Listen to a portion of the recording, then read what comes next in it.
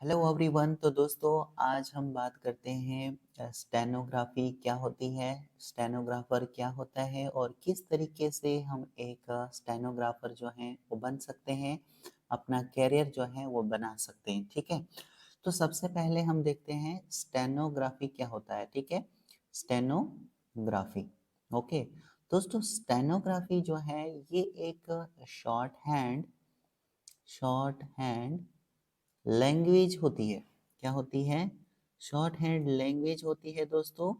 और इस short hand language का जो नॉलेज रखता है, या फिर कह लीजिए दोस्तों इस शॉर्ट हैंड की जो जानकारी रखता है, उसको दोस्तों हम स्टेनोग्राफर कहते हैं। ठीक है, तो ये चीज क्लियर हो गया आपको।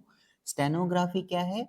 एक शॉर्ट हैंड लैंग्वेज होती है, और उस शॉर्ट हैंड लैंग्वेज का जो यूज करना दोस्तों जानता है, जो जानकार होता है, उसको हम स्टेनोग्राफर कह सकते हैं। ठीक है, अब इस स्टेनोग्राफर का क्या काम होता है?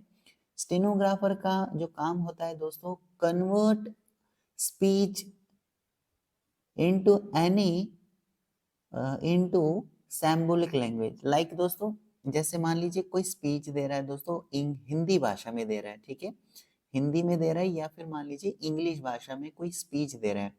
ठीक है, तो आपको सबसे पहले क्या होना चाहिए कि आपको ये समझ आनी चाहिए, यानी कि आपकी जो लिसनिंग है वो सबसे पहले आप उसको सुनोगे।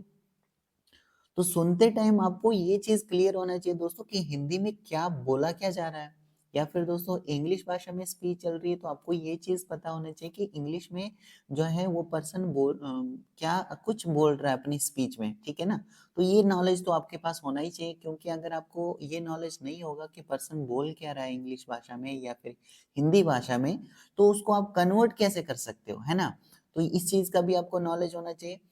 तो स्टेनोग्राफर का काम क्या होता है? कन्वर्ट्स, लाइक कोई स्पीच दे रहा है तो उस स्पीच को एक सिंबॉलिक लैंग्वेज में कन्वर्ट कर देना, और वो भी बहुत ही तेजी के साथ। यानी आपकी स्पीड जो है ये भी यहाँ पर अच्छी होनी चाहिए। अगर आपकी जो मतलब शॉर्ट हैंड जो है वो अच्छा है, आपकी स्पीड अच्छी है, तो आप एक अच्छा कैरियर बना सकते हो दोस्तों। ओके, लाइक अगर हम बात करें दोस्तों शॉर्ट हैंड की, तो इंग्लिश में आपका जो शॉर्ट हैंड है वो नॉर्मली 100 वर्ड पर मिनट जो है, पर मिनट देखा जाता है। और इस तरीके से हिंदी की अगर हम बात करें, तो हिंदी में 80 वर्ड पर मिनट जो है आपका शॉर्ट हैंड जो है वो देखा जाता है मोस्टली दोस्तों। ठीक है, अब दोस्तों बात करें जो शॉर्ट हैंड की, तो वो आप दोस्तों ये जो स्टेनोग्राफी का कोर्स है दोस्तों, या तो वो कहीं किसी पॉलिटेक्निक से आप कर सकते हैं, 1 ईयर का कोर्स आप कर सकते हैं। ठीक है, इस बेसिस पर भी आपको आगे जो वैकेंसीज निकलती है वहां पर आपको प्रेफरेंस मिलेगा, या फिर दोस्तों आप अपना शॉर्ट हैंड जो है वो किसी कोचिंग सेंटर, ओके, आपके एरिया में भी कई सारे कोचिंग सेंटर्स होंगे जो कि स्टेनोग्राफी का कोर्स करा रहे होंगे, तो आप वहां पर जो है कोर्स कर सकते हैं, शॉर्ट हैंड जो है वो वहां पर सीख सकते हैं। ठीक है दोस्तों, अगर हम बात करें एलिजिबिलिटी की, तो यहाँ पर आप देख सकते हो 12th पास प्लस आपके पास शॉर्ट हैंड जो है वो आपके पास होना चाहिए, यानी कि आपको इस चीज़ का नॉलेज होना चाहिए ना।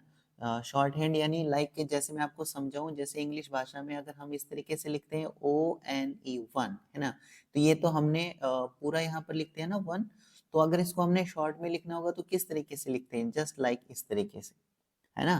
तो इस तरीके से भी 1 हमारे पास हो गया।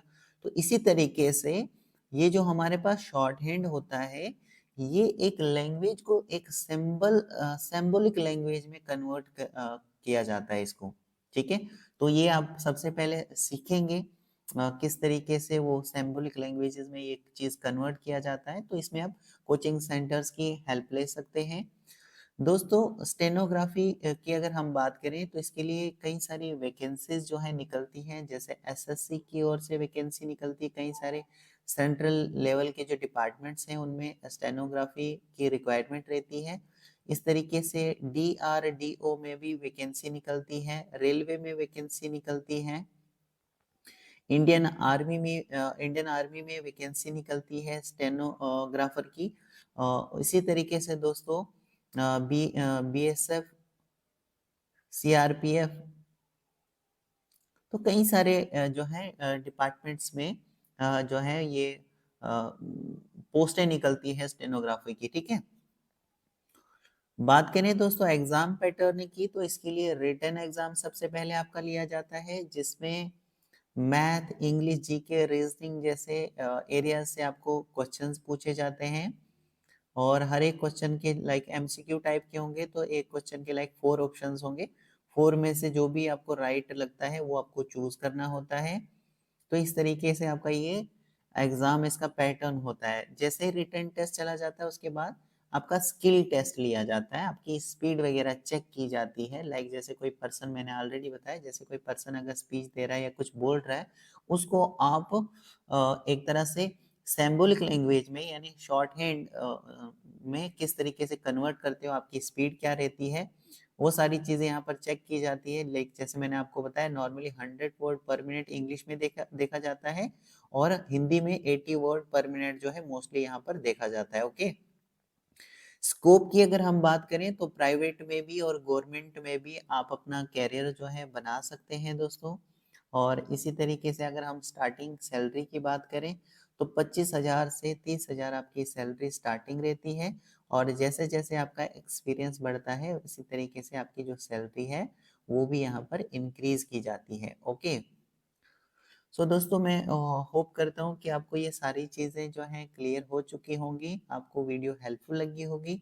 अगर आपको वीडियो हेल्पफुल लगी है दोस्तों तो आप चैनल को सब्सक्राइब करें और बेल आइकन पर दोस्तों प्रेस करें, ताकि इसी तरह की जो इन्फॉर्मेटिव वीडियोस हैं उनका नोटिफिकेशन आपको सबसे पहले रिसीव हो सके। दोस्तों आप सबका बहुत बहुत थैंक यू।